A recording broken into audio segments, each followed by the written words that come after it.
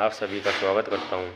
आज मैं पुनः एक बार फिर से त्रिभुज पाठ से अति महत्वपूर्ण प्रमेय जो काफ़ी बार पूछी भी गई है और पूछी भी जाती है उसको लेके आया हूं कि इसको किस प्रकार से हल करेंगे।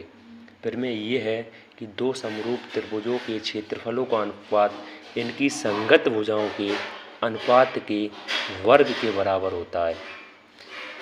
इसको हमें सिद्ध करना है, तो चलिए इसको हम हल करते हैं। सबसे पहले हमने दो त्रिभुज ए बी सी तथा त्रिभुज डी ई एफ बना लिए, जो कि दोनों त्रिभुज एक दूसरे के समरूप हैं, जो कि हमें दे रखा है, दिया है त्रिभुज ए बी सी समरूप है त्रिभुज डी एफ के। और हमें सिद्ध करना है त्रिभुज ए बी सी का क्षेत्रफल बटे त्रिभुज डी ई का क्षेत्रफल जो होता है वो संगत भुजाओं के अनुपात के वर्ग के बराबर होता है, अर्थात ए बी स्क्वायर बटा डी स्क्वायर बराबर ए सी स्क्वायर बटा डी एफ स्क्वायर बराबर B C square upon E F square. अब हम त्रिभुज ए बी सी और त्रिभुज डी ई एफ की कुछ रचना करते हैं। तो बिंदु ए से त्रिभुज ए बी सी में बिंदु ए से भुजा बी सी पर एक लंब डालते हैं। इसी प्रकार त्रिभुज डी ई एफ में बिंदु डी से भुजा ई एफ पर एक लंब डालते हैं। जैसा कि हमने बिंदु ए से भुजा बी सी पर लंब डाला जो कि ए एल, इसी प्रकार बिंदु डी से ई एफ पर लंब डाला जो कि डी एम है। और हम जानते हैं जो भी लंब होता है वो 90 डिग्री का कोण बनाता है। अब हम इस प्रमेय की उत्पत्ति करते हैं। जैसा कि हम जानते हैं कि किसी भी त्रिभुज का जो क्षेत्रफल होता है वो 1/2 आधार गुणा ऊंचाई होता है।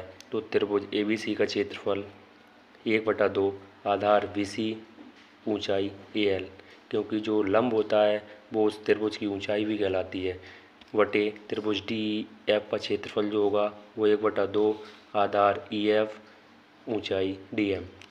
1/2 से कैंसिल हो जाएगा, तो जो भी बचेगा त्रिभुज ए बी सी का क्षेत्रफल बटे त्रिभुज डी ई एफ का क्षेत्रफल बराबर B C upon E F into A L upon D M. इसको हम समीकरण 1 दे देंगे। और हम जानते हैं यदि दो त्रिभुज समरूप होते हैं तो उनके जो संगत कोण होते हैं वो भी आपस में बराबर होते हैं, अर्थात जो कोण V होगा वो कोण E के बराबर होगा। तो कोण V बराबर होगा कोण E के, जिसको हम समीकरण 2 कह देंगे। और हम ये भी जानते हैं यदि दो त्रिभुज समरूप हैं तो इनकी जो संगत भुजाओं का अनुपात होगा वो भी बराबर होगा, अर्थात ए बी की जो संगत भुजा होगी वो डी ई। इसी प्रकार बी सी की जो संगत भुजा होगी वो होगी ई एफ। ए सी की जो संगत भुजा होगी वो होगी डी एफ। तो इनकी जो अनुपात होगा वो भी आपस में बराबर होगा। समीकरण 3 के नाम से जानेंगे। हम त्रिभुज ए एल वी तथा त्रिभुज डी एम ई की बात करेंगे। हमें पता है इन दोनों त्रिभुजों में जो कोण V बराबर होगा कोण E के, जो कि हमें दिया गया है समीकरण 2 से।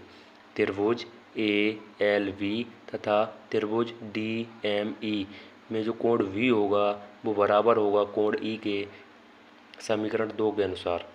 और हमें ये भी पता है जब हमने ये लंब डाला तो ये 90 डिग्री का कोण बनाएगा, मतलब कोण ए एल वी बराबर होगा कोण डी एम ई के। कोण ए एल वी बराबर होगा कोण डी एम ई के। दोनों कोण 90 डिग्री हैं, अर्थात हम ए नियम से ये कह सकते हैं कि त्रिभुज ए एल वी और त्रिभुज डी एम ई समरूप त्रिभुज होंगे। ए नियम से अगर ये समरूप त्रिभुज हैं तो इनकी जो संगत भुजाओं का अनुपात होगा वो भी बराबर होगा, अर्थात ए वी इसकी जो संगत भुजा होगी वो होगी डी ई। इसी प्रकार is equal to A L बटे D M. Is equal to V L बटे ई एम। संगत भुजाओं का जो अनुपात होगा वो भी बराबर होगा, जिसको हम समीकरण 4 दे देंगे।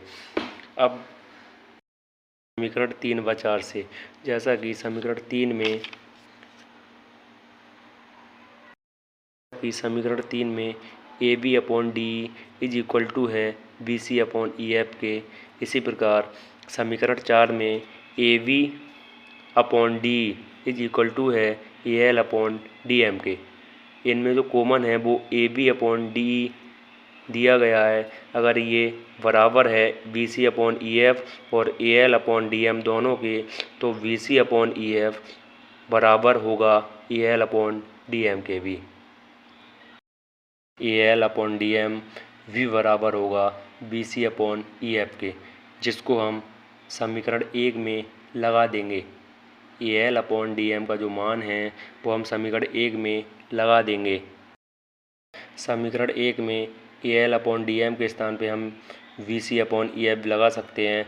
We C upon E F, B C upon E F 2 बार है तो इसको हमने B C square upon E F square लिख दिया।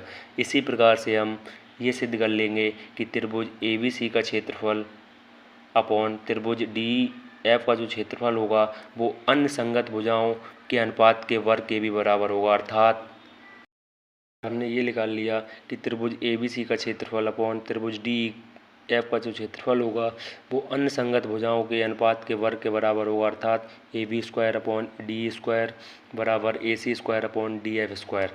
तो